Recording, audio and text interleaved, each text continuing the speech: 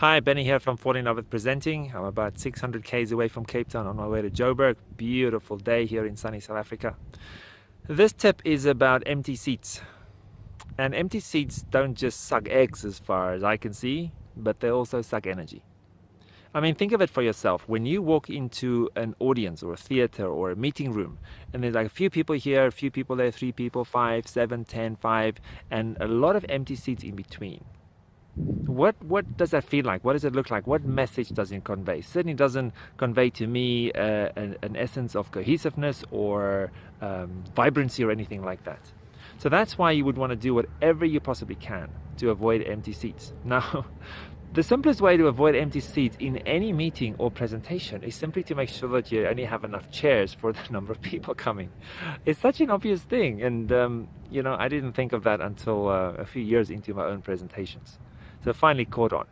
Now, if you don't know how many people are coming because it's a public event and you just don't know who's coming, then put down the number of people, number of chairs you think of people that might come, and then have some chairs on standby at the back of the room or the side of the room, and then you just put more of those chairs out as people actually arrive. That's a good problem to have, to run out of seats. Now, if you, despite best efforts, you end up with pockets. Typically, some people avoid the front, they sit at the back. And by the way, while we're on that topic, people don't do what I'm talking about because they want to make life hard for you or because they're idiots or stupid. People like me are introverts. When I walk into a room of people I don't know, I just want to find a little island where there's nobody around me. It's just kind of the way it is. So that's why it's your job to make it easy for people to move in the way that you want to. It's also going to make it a lot easier for you if people are sitting next to each other, full from the front to the back, because then they're closer to you energetically and physically. And also if you get people to turn to each other to say hello or do some pair-up exercises, well, then the neighbor's right there as opposed to 3 chairs away or 5 rows in front.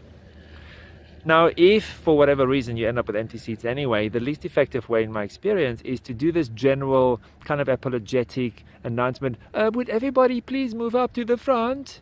Everybody knows you're not talking to them, and suddenly Facebook and their phone and their lunchbox is much more important than what you're saying. What I find the best way is to actually go up to somebody that you'd like to move. And if you have a team of helpers, it's even better if they can do that for you. And especially if you're tall, like I'm 6'5". If you're seated and I come and tower over you, don't know about that.